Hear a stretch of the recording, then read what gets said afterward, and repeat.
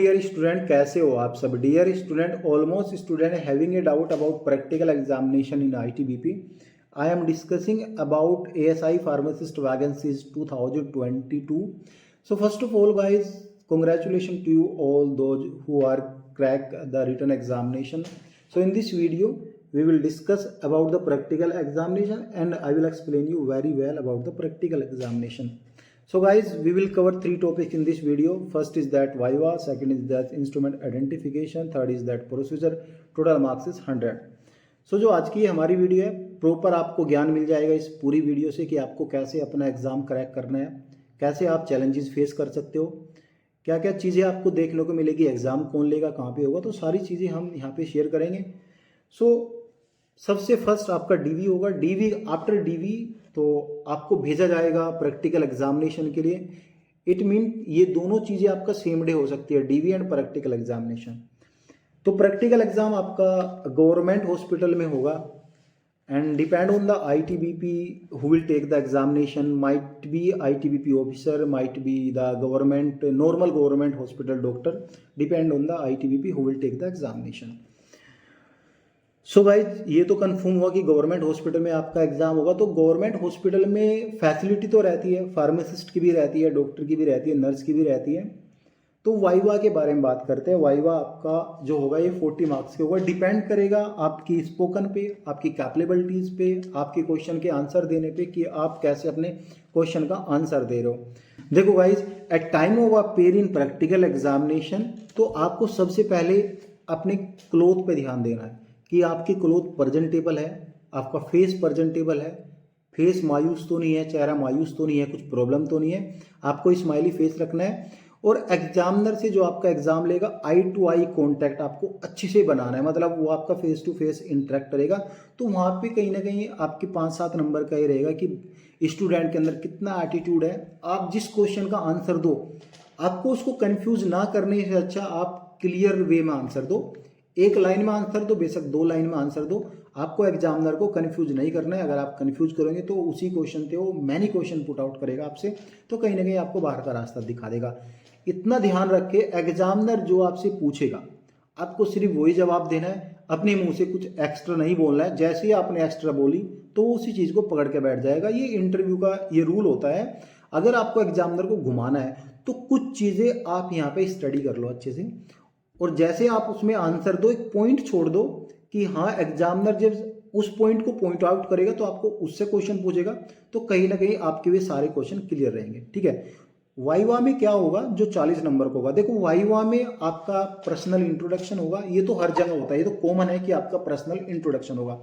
Second thing is आपका जो है आपके कोर्स के बारे में पूछेगा कि आपने जो फार्मेसी डिग्री है आपने क्या क्या किया. हो सकता है पूछ सकता है कि आपके क्या क्या सब्जेक्ट है. ऐसा भी होता है कि क्या क्या सब्जेक्ट है, तो ये पूछ सकता है क्या क्या आपने पढ़ा है, आपका बेस्ट वाला सब्जेक्ट कौन सा है. फार्मेसी में बहुत सारे सब्जेक्ट है, आपके सब्जेक्ट अच्छा कौन सा है ये भी पूछ सकता है. वाइवा मतलब आपके बारे में ही पूछेगा मोस्टली तो, बट आपकी स्टडी के बारे में तो जरूर पूछेगा, तो आपको प्रिपेयर होकर जाना है. ठीक है. अब आती है यहाँ पे बात, ये वाइवा 40 नंबर का. अगर 20-20 में आगे तो कहीं ना कहीं 20-30 आगे तो फोकस करना कि इसमें वाइवा में ज़्यादा नंबर आए. इंस्ट्रूमेंट आइडेंटिफिकेशन जो इस वीडियो का सेकंड पार्ट है, मतलब इस प्रैक्टिकल एग्जामिनेशन का सेकंड पार्ट है, 30 नंबर का है.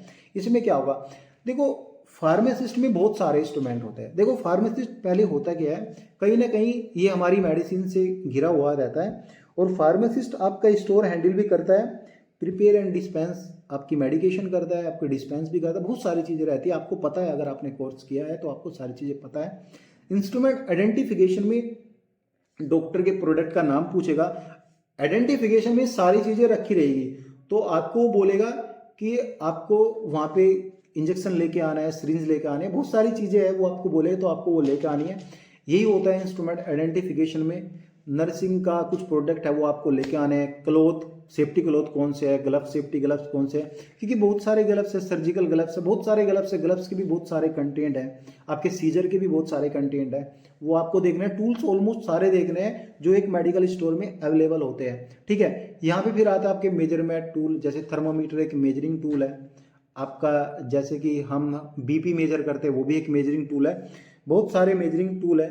ओपन फार्मेसीज सेट कौन कौन से होते हैं, जब एक कोई फार्मेसी ओपन करता है उसके सेट कौन कौन से होते हैं, ये भी होने जरूरी है। डिस्पेंसिंग, सप्लाई, इंजेक्शन ये क्या क्या है, ठीक है। टैबलेट कौन कौन सी है, वो टैबलेट का वे, टैबलेट का प्रोसीजर, सारी चीज़ आपको बतानी है, ठीक है। उनका डेटा कैसे रिकॉर्ड करना है, एक्सपायरी टैबलेट का क्या करना है, कहाँ पे वो डिस्पेंस करनी है, कहाँ पे उसका जो है किसको रिपोर्ट करनी है, उसका डेटा कहाँ पे मेंटेन होगा, कहाँ पे आपको वो भेजनी है, उसके बाद क्या होगा, आपको मेडिसिन कैसे देनी है। आपको हो सकता है कि डॉक्टर का आपको एक स्लिप ये दे दे, उसमें डॉक्टर की थोड़ी हार्ड लैंग्वेज रहेगी, हो सकता है वो आपसे पूछे कि इसमें क्या लिखा है, ये भी पूछा जाएगा।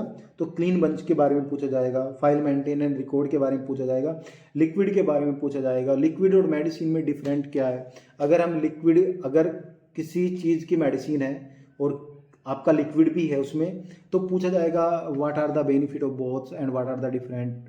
तो ये सब चीज़ें पूछा जाएगा आपसे, तो ये चीज़ें रहेगी। और इसमें क्वालिफाइंग मार्क्स आपके 50 है। डिपेंड करता है आप किस कैटेगरी से हो, किस कैटेगरी से नहीं हो, ये मैटर नहीं करता। इसमें सभी कैटेगरी यहाँ पे 50% नंबर आपके होने चाहिए। फिर आता है इसका प्रोसीजर, और जैसे कि कुछ फुल फॉर्म है यहाँ पे, A.A की फुल फॉर्म क्या है, ऑफ ईच है। ING की फुल फॉर्म क्या है, क्योंकि डॉक्टर जब एक स्लिप पे लिखता है कहीं ना कहीं वो लिख देता है ING क्या है, तो ING जब वो लिखता है तो आपको समझना है कि ये इंजेक्शन की बात कर रहा है, AC की बात, बिफोर मील की बात। जैसे खाने के लिए कुछ मेडिसिन लिखता है तो वहाँ पे लिख देता है वो AC, तो इसका मतलब होता है बिफोर मील। PO की फुल फॉर्म क्या है, ओरल एंड और बाई माउथ। तो TID की ये होता है 3 टाइम्स ए डे। तो ये मैंने लिखी हुई है, ऐसे कि नहीं मैंने फार्मेसी की हुई है, बट मेरे को थोड़ी नॉलेज है तो मैं आपको बता रहा हूँ, क्योंकि मैंने पहले भी गाइड किया है स्टूडेंट को। ये सब चीज़ें होगा, इससे ज़्यादा कुछ नहीं होगा। अब प्रोसीजर देखो, जो चीज़ आप करोगे, देखो आपके पास एक्सपीरियंस तो है नहीं, एक्सपीरियंस है नहीं, तो वो चीज़ें नहीं पूछेगा जो आपने नहीं की। आपको यहाँ पे थ्योरेटिकल नॉलेज है तो कहीं ना कहीं क्वेश्चन थ्योरेटिकल नॉलेज से आएंगे। आप अपनी थ्योरेटिकल नॉलेज कंप्लीट करें। और यहाँ पे ड्रग स्टोरेज के बारे में पूछा जाएगा, पेशेंट क्लोथ के बारे में पूछा जाएगा, नर्स एंड डॉक्टर के प्रोडक्ट के बारे में पूछा जाएगा, वो कौन कौन से प्रोडक्ट किस टाइम यूज करते हैं, तो वो सारी चीज़ें रहेगी। तो ये आपको नेट पे सर्च करना है कि फार्मासिस्ट के जो टूल है वो कौन कौन से यूज होते हैं, इंस्ट्रूमेंट कौन कौन से यूज होते हैं, यह सब आपको नेट पे देखना है। पिक्चर भी देखनी है आपको, और वो आपको याद भी करने हैं, क्योंकि जो सीजर रहती है यहाँ पे जो है ओ कटिंग सीजर रहती है, अलग अलग तरह की यहाँ पे मेनी टाइप्स ऑफ सीजर यहाँ पे होती है, वो सबको आपको देखना है, ठीक है। और जो मेरिट लिस्ट है, मेरिट लिस्ट आपके CBT एग्जाम पे बनेगी, जो आपका एग्जाम हुआ है उस एग्जाम के भी यहाँ पे मेरिट लिस्ट बनेगी, ये आपको मोस्टली क्वालिफाइंग करना है। तो यही होता है वाइवा में एंड इन सब में, यही होता है, ज़्यादा तो नहीं होगा। जब आपको ओनली एक स्टूडेंट को 15 से 20 मिनट का टाइम दिया जाएगा, और हालांकि अगर आपके 40% नंबर है तो कहीं ना कहीं आप पास हो जाओगे, क्योंकि इसमें जो स्टूडेंट रिटन एग्जाम में अपेयर हुआ था वो बहुत कम स्टूडेंट अपेयर हुआ था। तो कहीं ना कहीं ऐसा होता है, अगर वैकेंसीज फुलफिल नहीं हुई तो जो क्वालिफाइंग क्राइटेरिया है वो घटा के वैकेंसीज को फुलफिल कर देते हैं। ये सब चीज़ें आपको खुद देखनी है, खुद से मेहनत करनी है। और बाकी जितना मुझसे होगा तो आप टेलीग्राम लिंक के साथ अटैच हो जाओ, मैं आपको वहाँ पे कुछ PDF भेज दूंगा, वहाँ से आप पढ़ लेना क्या क्या चीज़ें हैं। लेकिन वाइवा की तैयारी आपको अच्छे से करनी है, वो डिपेंड करता है आपके ऊपर, आपके एटीट्यूड के ऊपर, आपकी पर्सनैलिटी के ऊपर, ये सब चीज़ें डिपेंड करता है। फिर भी कोई डाउट है तो आप कमेंट कर सकते हैं। Thank you guys.